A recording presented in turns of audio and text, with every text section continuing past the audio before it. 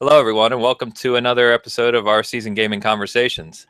I'll be your host tonight, Ainsley Bowden, and today we're going to be talking about subscription game services, things like Xbox Game Pass, PS Now, Jump, and EA and Origin Access. And we're going to be talking about all the details of those programs, what we think of them, and what we think it means for the future of the video game industry. So I'm joined by Bert Sines and Jordan Simmons. Guys, Hello. how you doing? How's it going? Hey, everybody. And so I think what we'll do is I'll start by just kind of highlighting the subscription services that are out there right now and some of the real high-level details about them, and then we'll get to the topics on each one of those. So just going kind of down the list of the ones that are popular right now. So on the Xbox, you have Game Pass, and that runs you $9.99 a month. It currently has somewhere around 120 games. And what's unique about it is that it's they add games every month, and you download them to your hard drive as if you own them. So if you're a member of Game Pass, you can pick any of those games, download them, play them, just as if you had bought the digital license. On the PlayStation side, they have PS Now. So that is a streaming service. It's $9.99 for the first month, but then $19.99 monthly after that, or you can pay an annual fee of $100, $99.99. And the difference there is that there's actually over 500 games that Sony offers on that service, but you do stream them, and the PlayStation 4 catalog is very small. They only just recently added PS4 games. And when you do stream them, they run in 720p rather than kind of the full fidelity that you would get if you own the game.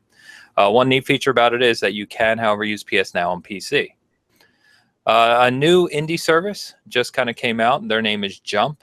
And it's going to be focusing on indie games, and it's going to be only on PC for the time being. So right now they have a catalog of about 60 to 70 games, looking to add 6 to 10 games monthly, and that's going to run $9.99 a month as well. And they're going for the full official launch later this year. And then lastly, it's not really a full game subscription service, but we wanted to talk about it anyway, and that's Electronic Arts offers EA or Origin Access, depending on whether you're on the Xbox or PC. And that actually runs $29.99 annually or $4.99 a month. And that allows you a discount on all Electronic Arts games of 10%. And it also does things like gives you early access to games by a few days before they release. And they have a thing called the Vault, where they put some of their older games that you can then download and play freely as if you own it as well, similar to what Game Pass does. So, guys, I know I ran through those kind of quickly, but I think what we'll do is we'll just ask a few questions. I'll ask a few questions to each of you about them and just get your thoughts. So basically right now, let's start by saying, do either of you currently subscribe to any or all of these services? And if you do, kind of which ones and what are your general thoughts about them? So Jordan, you want to kick us off? Yeah, sure. Currently right now, I actually do not subscribe to any of those services. I've done GameFly in the past, a number of years ago, probably when before streaming really sort of got very popular, but eventually I even stopped doing GameFly at this point. So I actually am a subscriber to Game Pass for Xbox. I'm not a subscriber to PSN now because a lot of the stuff is a little bit older than for my tastes. And I am an EA Access subscriber as well, and that's saved a lot of money on things. To Jordan's point, I am also a GameFly subscriber for the newer games that I don't want to purchase right off the bat, but that's more physical versus download. And one thing I'll add quickly is they do have a streaming service that is more available for TVs, and you can actually use your Amazon Fire Stick. I'll touch more on that a little bit later, but we're not going to touch too much on it now because it's not necessarily your official streaming sites like some of the other things are. So, a few of them. So if you are, you said you're a member of Game Pass and EA Access, so what are your thoughts on each one of those then? So Game Pass has been pretty interesting because a lot of the games that I didn't play at launch are available for free, or part of the subscription, not necessarily for free, but the library has been pretty good, and they're adding more games monthly, and even I've seen some that are not coming monthly that are showing up pretty good. I like it a lot because I get the full game and not some kind of streaming service, and you can download it, comes full with achievements and everything, and once you finish it, you can either delete it or you can do whatever you want with it on your hard drive. EA Access, I've been a huge fan of because of the games that are still pretty modern you get in the vaults. So the most recent ones that are pretty big and still trade in for good amounts if you were into the used game trade and stuff is Battlefield 1 and Titanfall 2, and those are available for you. So just those two make up for the cost of the $29.99 for the entire year. I feel like sports games like Madden, NHL, those are our favorite games here at SG. You know, but you know, you can definitely get those part of the vault as well. So your FIFA, Madden, NBA Live soon to be. And then the other cool thing about EA Access that I like is you get the game early. So what is it? Battlefront coming up. How, I can't remember how early you get. I believe you get it 5 days early. It's usually 5 days. Yeah. Mm-hmm. And you also get trials for games too. So let's say you don't want to buy it. You get usually what is a 10-hour trial for the game without having to pre-order it, without having to purchase it. So you get the full game 10 hours ahead of time, play as much as you want, and then once your 10 hours is up, it's over, and then you can still get it from a discount digitally if you want, or you can go buy it physical somewhere. So I've been a big fan of this stuff for the most part. I think a lot of the stuff is going to be evolving to this in a certain aspect. So we'll see what happens. Yeah, so just to kind of add here, so I'm actually a subscriber of Game Pass and EA Access as well. I'm thinking about subscribing to Jump. I did get an invitation to jump in on that beta, no pun intended. But yeah, Game Pass has been pretty cool. I like that they're adding games monthly. Very few games have left the service so far, though that will, you know, Microsoft has said that'll happen on occasion. But it has allowed me to download and play some games that I wouldn't have otherwise. In fact, just the other day I was playing Mad Max, which I hadn't tried before. And, you know, it's a mix of 360 and Xbox One titles. It'll be interesting to see with the original Xbox backwards compatibility coming up later this fall, if they start to add those titles to it as well, which means you'll kind of get a sample of the whole Xbox catalog for $10 a month, which is pretty neat. EA Access, you kind of touched on most of the good points there. So you get the early access, you get game trials, and you get 10% off of the games and anything relating to download content or expansions as well, which is kind of a nice bonus. But your point about the early access is and trials is really neat too. So for a game like NHL, which I buy annually, I get to play it, you know, 5 days early, which means I get to get in there and in the EA Sports Hockey League, get to create my team and get everything set up, you know, early before my friends get it, which is kind of neat because it allows, you know, me to do that and get a sample of the game ahead of time. So yeah, I really enjoy them. I have no kind of qualms about Game Pass or EA Access. I haven't tried Jump yet, so hopefully I can report back on that in the near future. So, you know, looking at what TV has become in terms of Netflix and, you know, goes without saying, right, Amazon and HBO Go and Hulu and all these subscription services, and especially now, after it's been a few years, you have Netflix having just a wealth of unique content that you can only get on Netflix, and you have Amazon originals. And so to kind of get all of these shows, if you like specific shows, you have to subscribe to that single subscription service.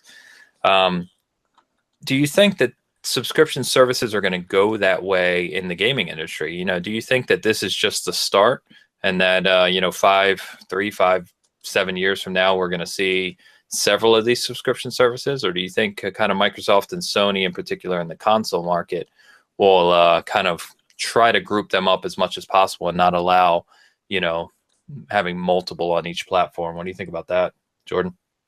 I do believe that there's going to be more of these services that do pop up. I mean, we were, you know, all doing some research earlier, and there's a number of services that are out there that, you know, to be quite honest, we haven't seen or heard any much in the way of advertising. I didn't even know that they existed. I think these services are here to stay because they really don't cost these publishers any real money. I mean, they're simply providing access to parts of their catalog for a fee that's, you know, under normal circumstances would just sit there. These games would just sit there anyway. So 99% of the stuff is automated. There's very little account management on their part. The money that they're making is actually going to be gravy. So I can see that there's, you know, once they get the infrastructure and the account management and, you know, the servers and everything set up properly, I can see, you know, where this is very lucrative, easy to run business that provides them an added revenue stream. The only concern that I would have, of course, you know, would be, you know, a fracturing of the market or oversaturation, you know, of these services, because when you have, I guess you could say, too much of a good thing, it can kind of confuse consumers. You know, they don't know which one it is that they want to join. Some of these games, some of these platforms have the same games on them. Some of these platforms don't have some of the same games on them.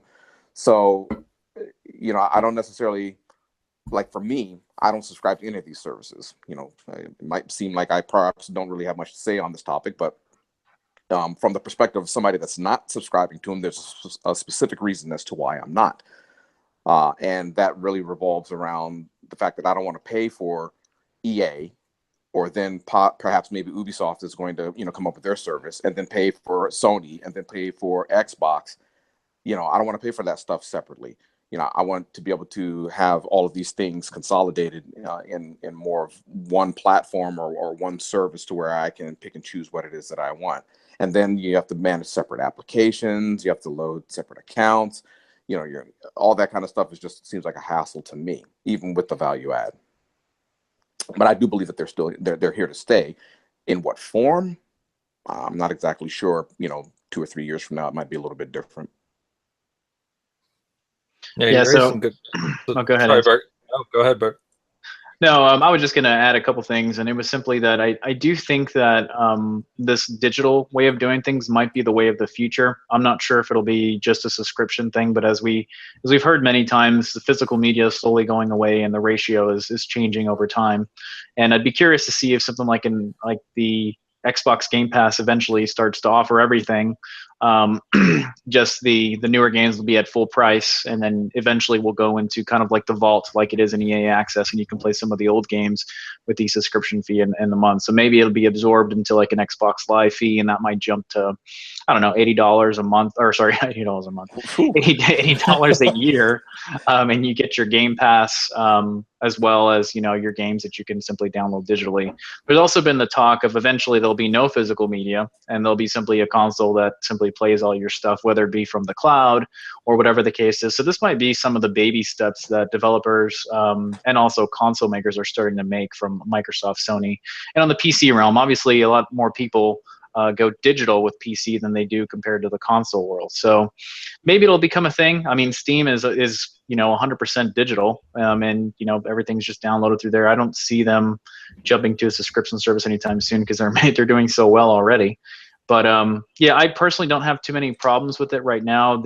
I guess the plus and minus is you are playing older games. You're not playing the latest and greatest, and you know, early adopters usually have to pay for that to get that as the latest and greatest. But some of these old games, I think, is going to be what's going to kind of fan the interest in it. So, for example, Game Pass, if they continue to have good games in their lineup of, you know, 100+ games, people are going to keep using it. But if you start getting some older games that are less interesting, people will move away from it pretty easy. Yeah, it really is interesting, because you can't really compare one-to-one to television. But I think that, as you said, that I think we're witnessing or living through the companies starting to kind of feel around or take those steps towards what will be a different future. And I think, you know, I see Ubisoft, or you know, Bethesda, or maybe some of these other big companies looking at the model. You know, I don't know how lucrative EA Access has been for Electronic Arts, but it would be, you know, amazing to kind of see those numbers, right? Because they don't release any details about what they're doing with EA Access that I've seen.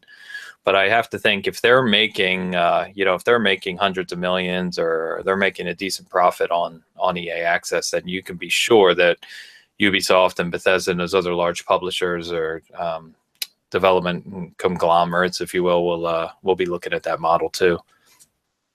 But yeah, I think go ahead, Jordan. They've got to be making money. I mean, it would have to be gross mismanagement for them not to be making money on EA Access. I mean, there's just no possible way. And the reason why is because, you know, like I said, their catalog is already out there. Okay, so these games are already up. They're already available, you know, for purchase, you know, for these consumers to go out there and purchase these products. The only thing that they have to add is just the account management aspect, you know, of it, for the consumers and for the accounts.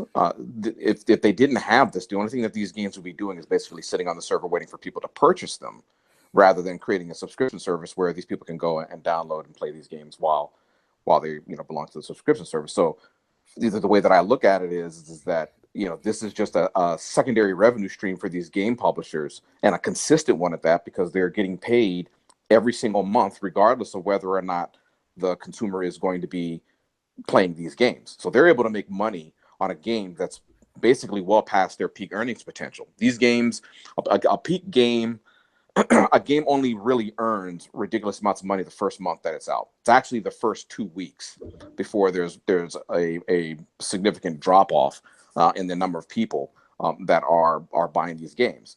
So they're putting out a 5, 6, 7, 10-month-old game, a year-old game out there it can't be making hardly anything, on the retail chain, and they're putting it online and say, hey, if you pay us $9 a month, well, you can have access to this and some other games that nobody's buying either. So they've got to be making money. Money is also one of the reasons as to why they're not on Steam. Yeah. They don't want, and I understand their reasoning behind it. They're in business to make money. I think everybody really realizes that and understands that as well. But from a convenience factor, I really wish that it was on Steam. I really wish that I could go on Steam and just basically play it from the Steam interface. No, I've got to download Origin. I've got to set up another account. They've got their own little achievement system that absolutely nobody is ever going to really care about on Origin. So, I really wish that they were able to, compress these and put them together. But they've got to be making money on this. So I would see that other people are probably going to start trying to do this as well, and then that creates the concern I said earlier about having a fracturing of the market where you've got too many players all doing the same thing, and it gets very confusing for consumers to know what to buy, from whom and for how long. It's almost like, it's like, it makes me feel like, it makes me feel like how I felt back in, the 90s when you had these console wars and you had exclusives, except it's exclusives that are almost out of control. It's like everybody's got their own little package of games that you want to play. And if you want to play all these ones that you want to play, you've got to subscribe across 2, 3, 4, 5 different services to get whatever it is that you want. Yeah. Bert, you were going to say something? Yeah, I was going to say something regarding EA Access. And one thing that was interesting was, if you remember when EA Access first came out, they actually approached Sony to have it on the PS4 as well. And Sony said no. They didn't want it on there because they didn't feel like charging customers an additional $5 a month. I remember that. And it kind of makes me wonder why. I mean, Sony's been doing some weird things recently anyways for, gamer bases in general.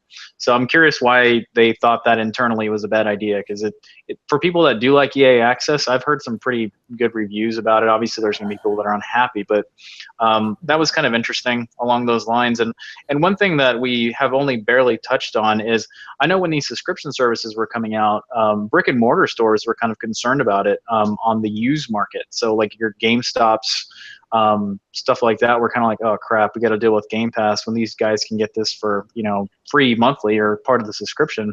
Why are they going to go buy a Dead Rising 3 or other things? So that's something else to kind of consider in the situation.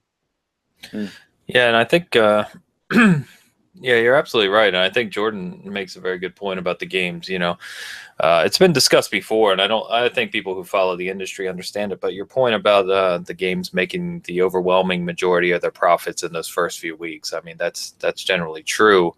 I think that's slightly changing with some games. Things like Destiny, the games for service we've talked about, right, where they kind of get that long tail and they continue to make money, but. I think you're right. For games like EA Access is the perfect example where, as Bert said, the older sports games land on there. And, after a year or so, we see Titanfall and Battlefield. But those are games that have already sold 15 and 20. I think Battlefield's over 20 million copies now. So it's just another way to make the service seem like a good value, whereas EA is just continuing to make money. And I don't know what the agreement there, to your point, Bert, I don't know what the agreement there is between EA and Xbox. Because if you think about it, when you think about like a game subscription service, you have to have the infrastructure to support it, right? But if you are an Xbox EA Access member, when you download that game or you get the license to play that game, you're still using your own hard drive space and you're still downloading it from the Microsoft servers. It's exactly the same as if you had purchased it digitally through Xbox.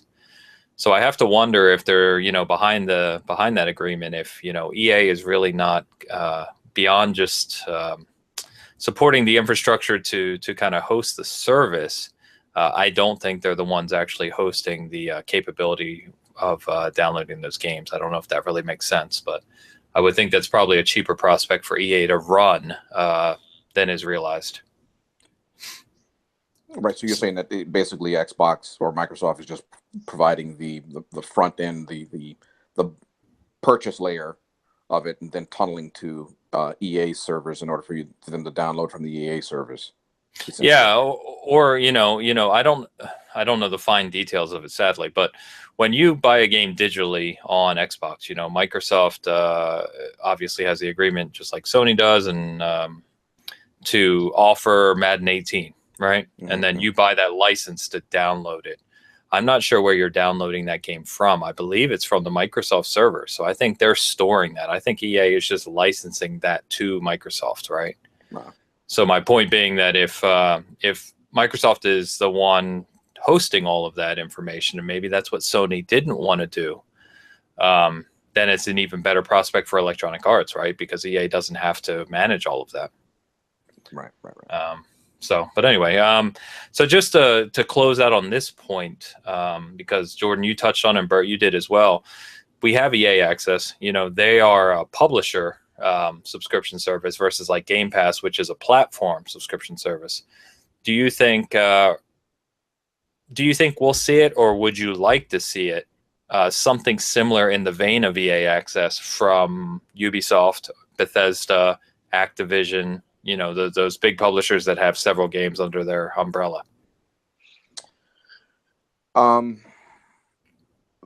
me, yes, but I say that cautiously, just from the standpoint that I'm not one that subscribes to it and probably won't. But the reason why but there is a reason as to why I say yes, and that is because I do think that choice is always still a good thing. Yeah. And flexibility is always going to be a good thing. So, if that's going to create the ability for people to be able to access games, using another method and provide some sense of value, to them, I really am all for it, regardless of whether or not I'm going to be the one that's going to be partaking of any of these services. Yeah, fair point. Bert, any comment on that? Would you support something from Ubisoft, Bethesda, etc.? Yeah, so I actually think that would be good from a competition standpoint, and obviously leaving it up to the consumer to choose who they want to go with. So let's say someone's not a big Bethesda fan, they can simply ignore Bethesda. If someone's a big, EA fan and they want to stick with all the sports games because they're sports gamers, and they can stick with EA. So I think competition is a good thing. I think that would improve services in many different realms. So maybe trials would change between the two. Maybe you can pre-order and get cheaper prices between one over the other, and then eventually we'll get to kind of like a ceiling of what the best of the services are. So I think that would be a great idea. I don't see why that wouldn't be a bad idea. At the same time, I'm curious if that's why we're seeing a lack of those types of software titles on Xbox Game Pass. We don't see Fallout 4 there, and that's been out for a long time. We don't see a lot of the other things. So that's probably why we're not seeing a lot of that stuff coming yet. But, I think that would be a great idea, personally. And just to, roll in with that, I also want to say that, from the price point standpoint, if companies were to come up with all these different services, I'm trying to think of as a way in which, how would I use that? Is there a way that I would somehow use all of these services? And to be quite honest with you, based upon my patterns and the way that I play games, I wouldn't be doing annual subscriptions. I'd be doing month to month. And what I would be doing is if there's games that I'm going to play across all of these platforms, like I might want to play Assassin's Creed, and I don't know, an EA sports game. Yeah, right. But anyway, I got to get you a EA sports game and Call of Duty subscription service. That's what I got to get you. I'm going to have all these games here that I'm not going to play. But, I would be doing month to month. And what I would essentially do is I would get a month subscription for Ubisoft, play the game that I want to play on Ubisoft, and then stop paying for it, and then I'd switch to EA to play what it is that I want, to do on EA. So I could see the only way that I could see me personally using one of these services is if I had the flexibility with which to juggle them in a fashion that I'm going to be able to get what it is that I want. And I would say that the extra cost that I'm paying in the month to month is I'm getting back in flexibility. Yeah, I think so. I know in some of our big casts we've kind of talked about that. In fact, I think I don't know, I think it may be last one, but Bert and I talked about how Titanfall 2 had been added to EA Access, right? And that if you hadn't played that campaign, it's actually an excellent campaign. And you can get a month of EA Access for $4.99. So to your point, Jordan, you could get a month of EA Access right now and play Titanfall 2's campaign and Battlefield 1's campaign for that matter. Play them both in the course of that month, and then unsubscribe, and you spend $5 to play both. Yep. Yeah. So that's that's viable, and I think to both your points around if we had more choice and had these from every publisher, you could do that just as you said. You could kind of jump and just play the games. Like for me, Assassin's Creed isn't a franchise, as we've talked about, that I follow too heavily, but Origins I think looks really good, and maybe I don't buy it on day one, but next year, I'd be open to spending some money to subscribe and play that for a month, and then if I'm done with it, I'm done with it. Yeah, I think that's just in talking about this, that in us discussing this, that has provided me somewhat of an incentive to maybe even look at some of these services sometime in the future. There you go. And Jordan heard Battlefield and Titanfall for $5, and he's like, I'm in. I'm in. And Electronic Arts is just smiling behind the scenes. Yeah, one thing that I was thinking is the subscription services for these developers in general, and I think demos go a long way. So if there's a big title, a good one coming up would be Destiny 2. So I'm one of the few, I guess, that's not very excited about Destiny. But that's going to be something coming from Activision as well as your Call of Duties. But if they had a subscription service, I'd love to check it out for 5 to 10 hours and see if I like it or not. And then they still would get the money from me or whatever. And still, I maybe might go out and buy the full copy. I may not. So I think that stuff's important, especially with games that have long legs like Destiny, or something where you're going to play that for, we know some people have played Destiny 1 for 2,000 hours, and I'm not exaggerating. Yeah. But, someone can easily check it out, fall in love with the game, and go buy it. So I don't know if people will figure it out. I think they need to take a playbook from their sister company, Blizzard. I'm like one of the last people on the planet to actually purchase and download Diablo 3.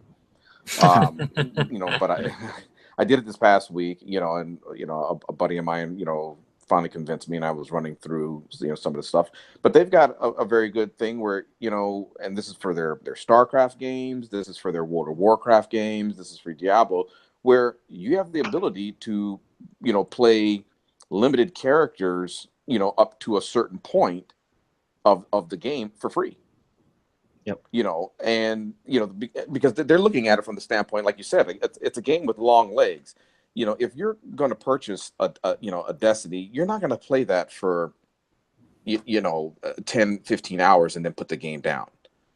That game is going to require hundreds of hours of time and investment for you to get the most out of the game. So the assumptions that I would be making if I were in EA's or in Activision shoes would be like, okay, well, let's give these guys, a good, 5 to 10 hour playing experience, and allow them to get, wrapped up into it and stuff like that. The first hit is free, and hopefully, they'll, purchase the game, and then we've got a person that has purchased, all that and is invested in the game and buys the DLC. Yeah, that's that's exactly right, and I think that works in EA's favor too, because all of the sports games are that way. You don't play one of those sports games for 5 or 10 hours. You just don't. You play it over the course of a season. Battlefield 1, obviously, you're playing for the multiplayer. Most people do, and you play that for hundreds of hours. Titanfall's the same way. So it's definitely a way to hook people. I don't know if you saw me, Bert, laughing when you started talking about trials. I started laughing because, sure enough, I had the trial for Mass Effect Andromeda, and I don't want to bring that up again on our conversation here. Oh, goodness. But that's exactly what caused me not to buy the game. Because, as you know, we were highly anticipating it, and I played that 10-hour trial from EA Access, and I didn't end up buying it. So I guess it could hurt in a way, but I think for the most part, it's a positive thing, right? So. Yeah, but I think that could be something that could be important to where developers put more quality in their games if people are demoing them, and then they could say, hey, well, we made a crap product or something. But to your point, I mean, one of the things about Mass Effect Andromeda is that the first 2 to 3 hours are not very good from a writing standpoint or whatever. But the second you get over that hump, the game really opens up. And I think in review scores and stuff, you really see a lot of people that only played those few hours and then made judgments on the entire game like that from a reviewer standpoint. And I think that hurt the game. So I think next time we see a Mass Effect, if we ever do see one, the game will be good from the start, not have a horrible starting point of the game. Well, interestingly enough, when you say that it was from the reviewers, I actually don't think that it was the reviewers that did most of the damage. I think that it was the people, you know, like Ains, who were, you know, playing. Don't put Mass Effect Andromeda on me. That's not on me. who were then jumping on the internet and posting videos on YouTube, you know, talking about how terrible this game was in the first, you know, 1 to 2 hours, and then it went viral and it just killed it. Yeah. Well, the thing where I noticed it was when you watch video reviews of, you know, your big sites, and I'm not going to name them, but all the footage that they captured for that game is in the first world of the entire game. There's maybe the second planet that you can go to, but you really notice it when you see the AI that they're fighting and the NPCs and stuff. And unfortunately, the bad facial animations were with a few of the main characters that are NPCs that you don't actually play with. So I'm not going to harp on it too long. There's a lot of videos about it. I've talked about making my own video with screen captures from the rest of the game, and that may come later on. But to your point, I think demos are important. I think they'll capture some people and make other people go away, but at the same time, that could really improve developers' quality of the end product that they have. Especially after the game is established. Correct. Yeah, so freaking Andromeda. It takes the gift that keeps on giving. Every conversation, it takes try to segue away from it, and then you just bring it right back. So going back to the subscription service, no, but I can say as an EA Access member that the game trial portion has been one of the big benefits. Like, it's one of the reasons I do subscribe to EA Access is the trials. And I think a lot of people have made the point recently that, and you just did again, Bert, that because the market is so crowded nowadays, because there's so many games releasing on a weekly basis, a lot of games very quickly get overlooked, and a game trial can actually help them, right? If you get some people playing it and they say, hey, I don't know if you noticed this game, but it's actually pretty good, that helps as well. So to your point, I think developers just need to, or these publishers who are using these services need to make sure their games are well prepared for those trials, and it can be a positive thing. So. Yeah, and one last thing that I want to mention on it is that I think the days of the standard MSRP for games, like, so they've evolved over time. You know, you look back at Super Nintendo, PlayStation, where we've gone. I guess the standard MSRP for a game today is $59.99. I think eventually that is going to be changing quite a bit, because I think as we move to digital, they're going to have a hard time still saying that a game is $59.99. And this is not including inflation. So obviously we'll hit inflation eventually with games, but I think games may come closer to $49.99 if they become fully digital. You don't have to worry about boxes. You don't have to worry about discs anymore. And I think with subscription services, I think this might be something that they might be embracing as well. So to your point earlier, this might be a big experiment time for digital stuff in general. And we'll see if it ends up being something that gets picked up with new games and they get added to Game Pass or PS Now or whatever it is in the future. But it could be. I think we're eventually going to become digital only, which is unfortunate since we're all kind of collectors here. No, yeah, stop talking about digital only. I don't like this future you're painting. I'm gonna, you know, I'm skeptical of that. Well, let me be specific as to what it is that I'm skeptical of. I'm skeptical that the prices of games are going to go down across the board by $10.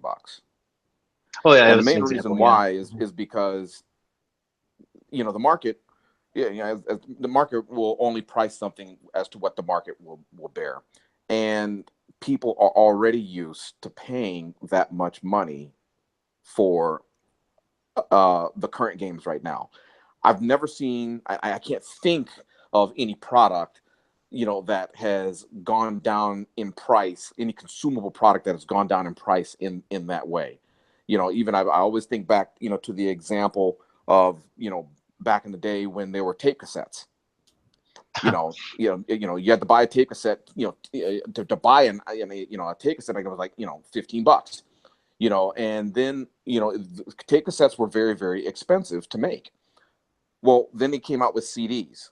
Okay, and everybody was talking about how much more cheap CDs were. You can make, hundreds of them for pennies on the dollar. To make a tape cassette, I think those things were like $3 a cassette or something, like $2 to $3 a cassette. It was insanely expensive to make those things. But then when they made the CDs, the price of music did not change. The price of music actually didn't change, realistically until digital distribution came out. But even then, it took Apple to actually change the paradigm for what people are willing to pay for music by offering the ability to buy single songs instead of having to buy the entire album. So there was a paradigm shift there in changing the way of how people bought music. So if the price of games were to go down by $10, something pretty big would have to happen outside of just digital distribution to make it happen, if that makes sense. Right. The same thing actually happened with video games as well, with going from game cartridges to CDs. The price of games didn't change. They did not go down, even though, game companies were, and publishers were making ridiculous more money. They pocketed that money, and that money went to their investors and their shareholders. So I'm thinking that, their justification for continuing to have those games at that price is going to be really based upon them saying, well, you know what, we're providing more value, or these games are larger, or we're adding more features to it, and that's what's allowing us to be able to justify the cost of these games, because these people are still buying them at $60, $60. Yeah, and I only have one response on it, Jordan, and it's not really a disagreement with you. It's more of just something that I've been brainstorming lately, and I think we're getting to a point in the gaming industry where there's just so many games that, and this is why I said the comment of something potentially lowering, that a lot of people don't want to pay the $60 anymore, because there's just so many games on the market these days. If you look at the different genres, if you look back in the day, let's say 10 years ago, you would eventually wait for that 1 or 2 FPS game that was coming out, and you would buy only that in the fall and nothing else. You would wait for that 1 or 2 racing game that would come out, maybe a third party or third person story based game, and you would wait for all that. And if you remember back in the day, there was the summer drought period or the fall drought period or whatever the case is. Well, now we have games coming out in every single season. We have 5 to 10 games in each genre, and it's so hard to pick which one you want to get. So I'm just curious, and it's more of just like something I said, it's just brainstorming of what developers are going to do to combat that. A good example right now is the shooting genre. I mean, we've seen Lawbreakers come out. We've seen Overwatch still being a big game. We saw Battleborn kind of flop, and it wasn't a bad game. There's just so many games in certain genres that I'm curious if developers will turn to the free-to-play, and then you have to pay for skins or something, or if games will be cheaper, kind of like Hellblade is now, or it's still a AAA experience, but it's a shorter game, so people want to get back on that versus trying to compete with the big boys like Overwatch or Battlefield or Call of Duty, because there's still a lot of great games that are getting ignored these days because there's just so much coming out at different times of the year. And I see developers even struggling to even think about, when am I going to launch my game? Am I going to launch in the fall where I have to deal with Battlefield or Battlefront or Call of Duty? Or do I wait for the spring? But now the spring is when all the story-based games are coming out. Or do I wait for the summer? But the summer is now becoming this crowded time to launch a game as well. So I think developers are going to get kind of creative in general. I don't know which way that's going to route. It may not be subscription and cheaper games, but I think we are going to start seeing some creativeness coming from developers in general. Well, believe it or not, though, they're actually already doing it. It's just hidden. Okay. And how they're doing it is, I mean, I don't know about you, but when's the last time you actually played full price for a launch title? So it depends if it's a pre-order. You know, we take advantage of the Amazon deals that are less than $59.99, so you take advantage of that. But if you're a pre-order person from like a GameStop, they don't really give any incentives. Or if you go to Walmart or Best Buy, you take advantage of their rewards program. So I see that, but I'm curious to see if Amazon's taking the hit for that, or if they are simply paying less for that retail and then making less back in profit, so you pre-order more things in the future. So I don't know that price model very well. That's something I'm very ignorant on, so I wouldn't have anything else to comment on that. Yeah. I don't want to derail the conversation, so I'll leave it at there. we were starting to move. We were getting further away. You guys have kind of moved off a little bit, but I was going to say, tying that back to subscription services. Yeah. God. I mean, it is all relevant, right? It is part of the conversation. And I think what subscription services are attempting to do is to kind of curate their games into a single avenue for players that you guys were just discussing. So to your point, Bert, it's not. It's actually right. You're saying developers are all these games and when they release, but it's more the publishers, right? Is kind of what we're talking about, because it's the publishers who are the financial backing, and they're the ones who are going to make the financial decisions for the majority of these games. And so I think that's why something like EA Access came about as it did, because EA is as big as they are, and they're, all the points we've already talked about allows them to curate their catalog in a direct offering where they can continue to make money off of the games that people don't buy at launch. So I think that everything you guys just touched on there, I think does kind of tie into the fact that I personally think we'll see more of these coming. I think Ubisoft is going to be there sometime in the future. It wouldn't surprise me to see Bethesda or Activision, like we already said. And Activision is, as Jordan commented, already kind of does some of that on the PC side anyway. Yeah, one of the funny things is I would actually probably get the Ubisoft subscription just to play Assassin's Creed when it's actually fixed and not at launch. Hey, I got a copy of Unity. I'll sell to you for $1.30 if you want it. Oh man. But Ubisoft has like this history of buggy games at launch, and I actually still have get to play Watch Dogs 2. I probably can go back to a couple of the other games that have come out. The Division, I hear that's a whole different game now, and if that was on a subscription service and it was in the vault, I guess as we call it, or free to play now, I would pick that up and probably go back and play it if I didn't like it at launch. So that might be something to think about in general, and what you were alluding to. I mean, you're playing older software, but maybe it's patched and golden now. It might be the game to play now. So I would do that easily. Yeah, I think, Watch Dogs 2 is a perfect example for Ubisoft, and for Bethesda, Dishonored 2 is a perfect example, right? Because I think even just earlier today, you and I were saying that we need to pick up Dishonored 2 still. Yeah. And I'm going on vacation, and when I come back, August 29th will have hit, which is it's this massive release date for titles, which you guys were just touching on. So I'm coming back to something like 4 games, new games, waiting for me. So again, I'm waiting to buy Dishonored 2, but if it was on a subscription service that I subscribe to, I'd probably be playing it tonight. So yeah, I mean, I think that's all part of the valid conversation there. Yeah, I have that in my Steam vault. So let's do this then. So let me before we kind of ask the closing question, we've touched on a number of these different services and what we do and don't like about them and what we think about the publishers at length now.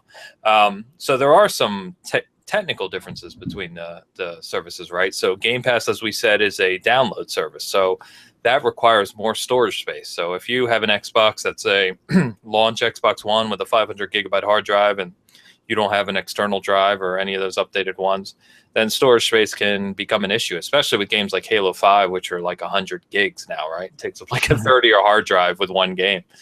And then you have things like PS Now, which are streaming services. So you're playing in real time, but you're using bandwidth. So if you are, in a location where your broadband connectivity is lower, or you're in another country where, they have either data limits or, you just have lower speeds, you may get a pixelated screen, you may get lag, you may get other issues with trying to play the game. So from your guys' perspective, sorry, let me jump on or touch on Jump as well. So Jump is kind of unique from an indie service in that they're going to offer an application that you download on your PC, but then you play the games through that application using something called hyperjump technology is how they're phrasing it.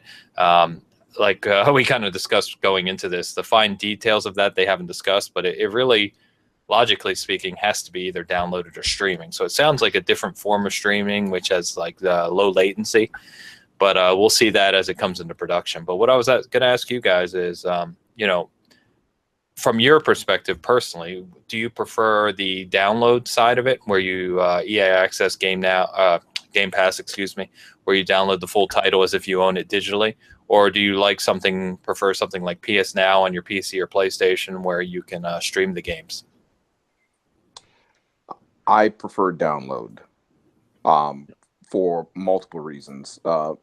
Even just today, I was having difficulty connecting, to this chat, which should at this point in time be mundane.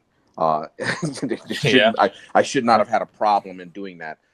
There's been a number of high profile issues with several games that, released, basically like online only. They weren't streaming, but they were online only, to the point where you were not able to play the game unless you had an internet connection, and it killed the game. Um, so, and even when you go and you look at services like Netflix and Hulu and Amazon, Prime Video, these services are allowing you to download, these movies, to whatever device it is that you're utilizing, so that you can watch it, just in case, you're, mobile at the time, Right. and you don't have a very good connection, or you only have access to somebody's broadband, over a certain period of time of the day. So for me, I like downloads. I prefer to continue to download, my games. I don't see me being interested at all in streaming my games. Yeah, I'm without a doubt a download person. Mainly because I want the greatest experience you can get from whatever type of software you're playing at that moment. And if you're like me, who sometimes my wife will play downstairs or upstairs on her console, and or maybe watching a movie or whatever the case is, and if that's going to affect the bandwidth and my experience in gaming on a streaming service, I'm really not interested in that whatsoever. And then there's times when maybe we have multiple people at the house and we're playing a game and they're all connected to the Wi-Fi network or something, that's going to affect bandwidth. And so I may be getting lag. If it's one thing that bothers me a lot, it's lag, whether it be controller input lag or just lag from people jumping around the screen if you're playing something multiplayer based. So I'm always going to be the let me download it all together. Now, that being said, I don't have any issues geographically with where I'm at with bandwidth. I do get decent speed down. I wish I had a little faster, but I don't have any caps that I have to deal with. And I know some people are kind of affected by that. So for them, I would be curious to see what other people prefer. Yeah, I think that makes three of us then, because I completely agree with you guys. I'm kind of spoiled. I'm in the central U.S. I've got Google Fiber. I've got no data caps, and I've got 1,000 megabyte download speed. So I don't have any issues with streaming, but I still prefer greatly downloads. I don't know if that's just being a product of a slightly older generation. I still think about plugging in a cartridge and having no latency whatsoever between controller and no loading times, and I miss those days in that sense. But one of the other aspects to your points is, for me, I've taken my console. I usually take my console when I travel, and I travel for work, a few times a year. I travel personal a few times a year.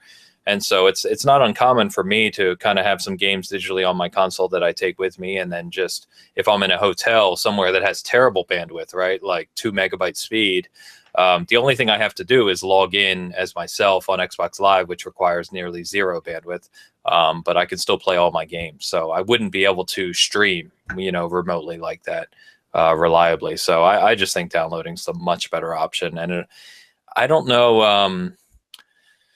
as bandwidth expands, meaning it increases across not only the US, right, but across the world. I don't know if streaming will become more popular or just less popular because download is still reliable over time and people have had bad experiences with it. I don't really know, but it'd be interesting specifically like in PS Now's case to see if that if they make any changes to that or what they do in the future. Because to your other point, Bert, it's like PS Now, when you do stream a game, even if you have my bandwidth where I have no issues with it, the max I can stream it at is 720p, right?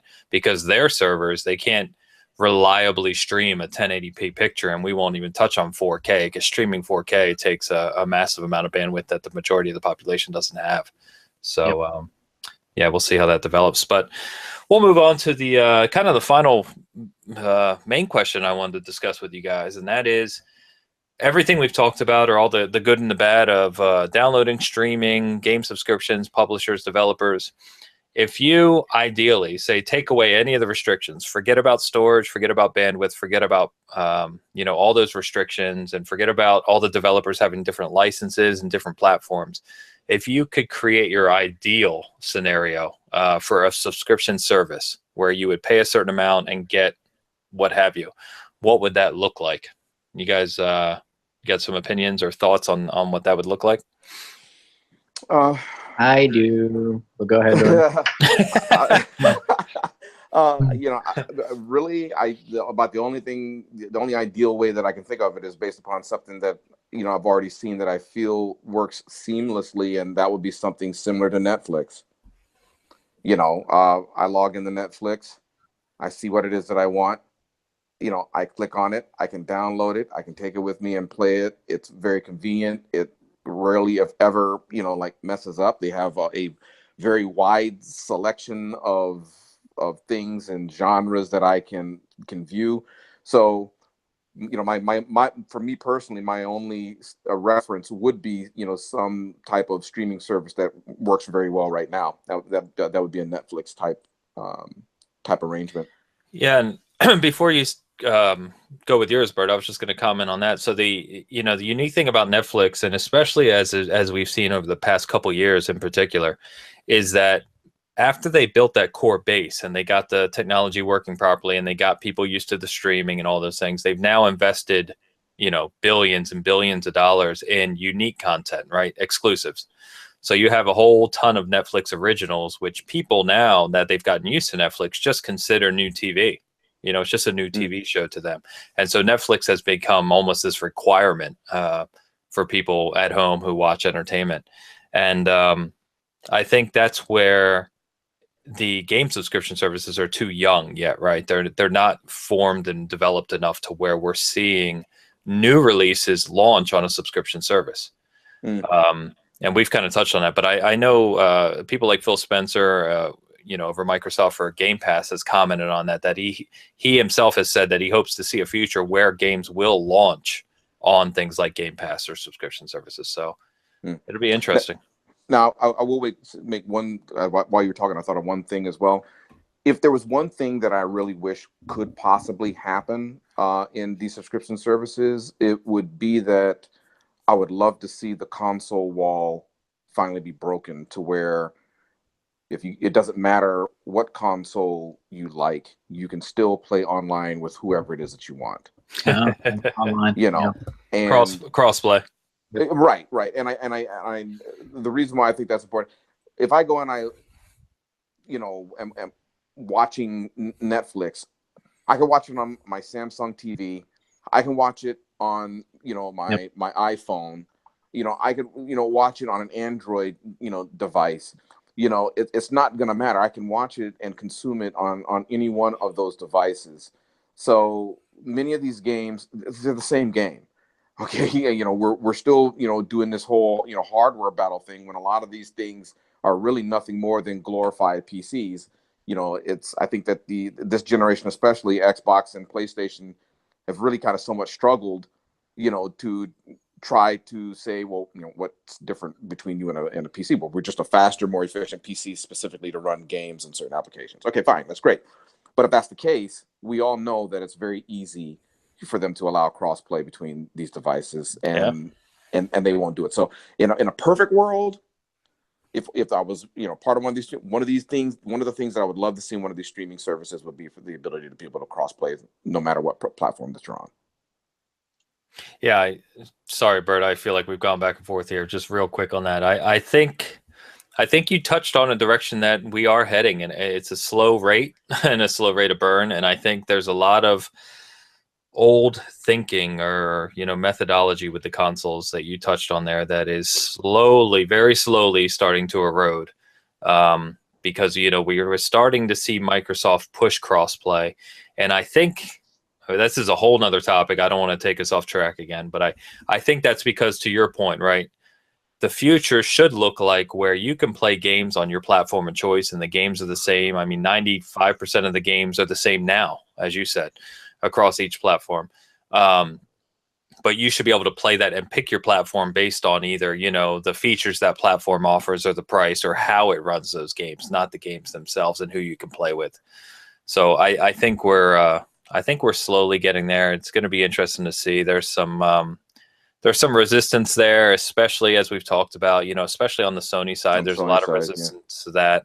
I don't know if they'll kind of cave in that in the future or what next generation looks like, but it'll be interesting to see. But yeah, good point. Sorry, Bert, please go ahead. You ready for this genius idea, guys? I'm waiting. Do I need to buy stock now? The day I can play everything on my Nintendo Switch. That's all I want. No, I'm just kidding. We're done here. We're done here. So in reality, since Nintendo doesn't have anything, I think it would be, I think, I think it would be interesting to buy a console, whether it be Sony, Microsoft, or even a PC. Well, let me stick with home consoles first. But you buy your console and you end up paying $100 to $120 a year, and you get pretty much a Vault or an Xbox Game Pass that covers all publishers, and you can kind of get everything you need. But what the difference would be is if you want to buy a new release, you would pay a fee of like $30 to $40. And then once those games get older, 6 months, a year down the road, you get it in the vault for free. So if you want to be a new adopter, you pay that $30, $40. You're still paying, keep in mind, the $120 fee. So, you pay that on a yearly basis and you kind of get all the software you need. And you would download it. I would definitely stay away from the streaming. I think my perfect console would be somewhere in the 4 terabyte size for a hard drive, so you can get as many games as you want.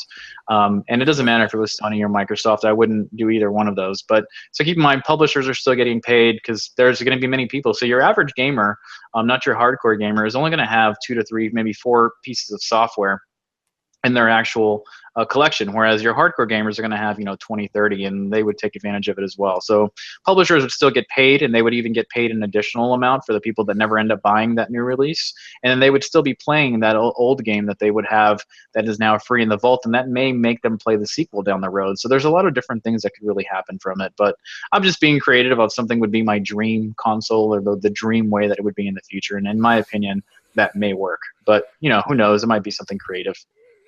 Yeah, so you're taking the excuse me, you're taking the stand of, take EA Access as it exists today and expand it across all publishers for a platform at a greater cost so that you could play all games, right, in that same kind of format. I'm honestly, I'm not trying to one-up you here, but what I was thinking is, and I actually like that idea. I hadn't considered that paying something like $100 or $150 and being able to get new releases at, say, a 50% discount rather than 10, right? And then getting things in the vault sooner, maybe 6 months post-release or something. So I really like that idea as well. I think if I'm thinking pie in the sky in the future, what I would ideally want is to say the average person, I haven't looked at these figures lately, but say the average person buys 5 games a year. That equates to what, $300 in retail MSRP cost, right, for full games. I would like to see a day where I buy the Xbox One X and I pay $300 a year or $350 a year. It sounds like a lot, I realize. But what I get for that is any single game that releases on the Xbox One X or Xbox One platform or PlayStation platform, whatever it is, I can play on day one as if I had bought it digitally. So you never buy a standalone game again. You just pay $300-$400, whatever it is annually, a high annual fee, but you play every new game as soon as it releases, as much as you want, as if you own it. It doesn't matter what publisher. Every single game that's on the platform that you can buy from the store, as you would any other game, you can download and install. And wow. I would do that in a heartbeat. I would very quickly spend $300 or $400 annually, because I spend thousands now on games. So take the collector's editions aside, right, that I buy for certain games, but I would easily pay $300 or $400 to just be able to play any game I want on day one. Not a bad idea.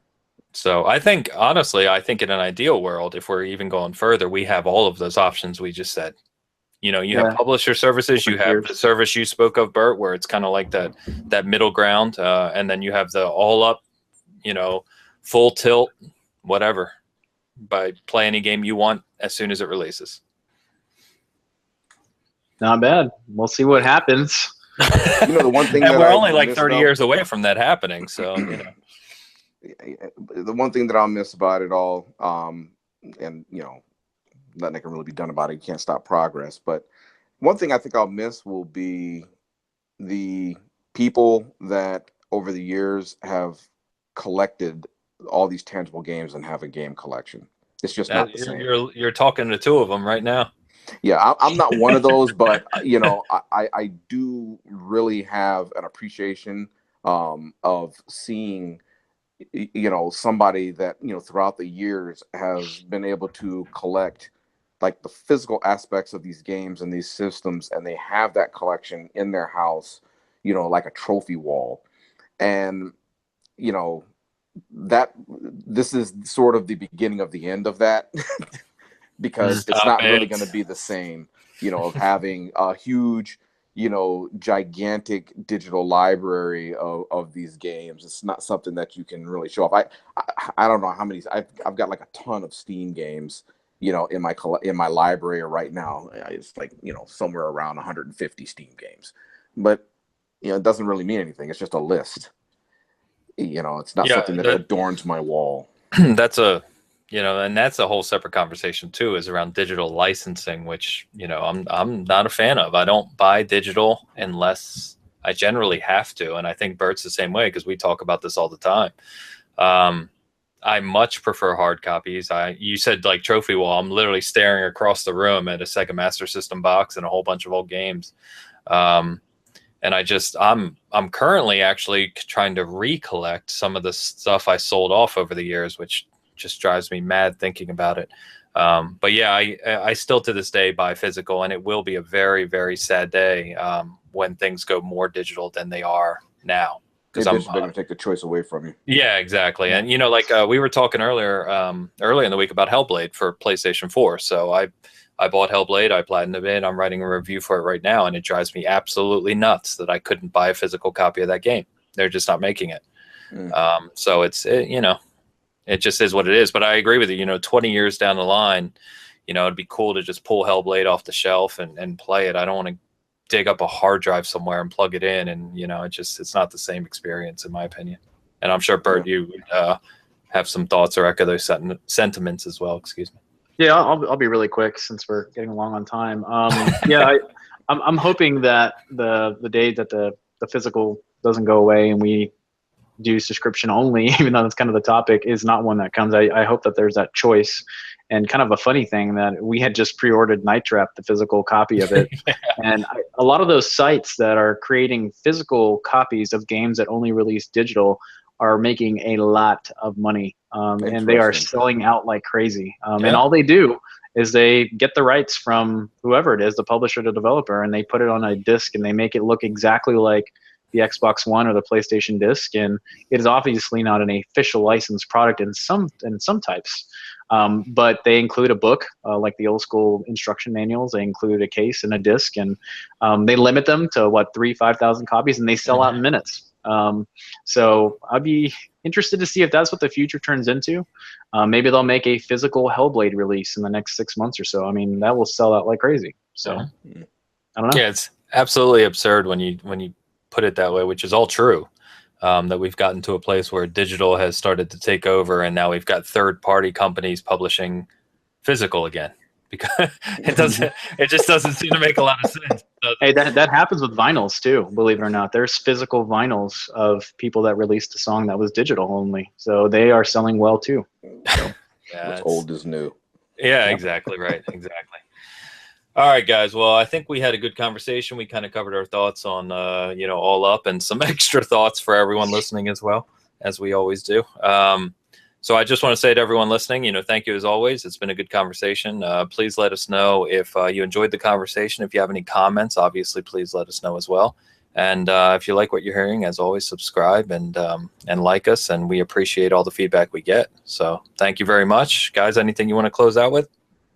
I'm good. Had a great time. Only buy physical. All right, guys. Thanks again. This has been another Season Gaming Conversation. You guys take care.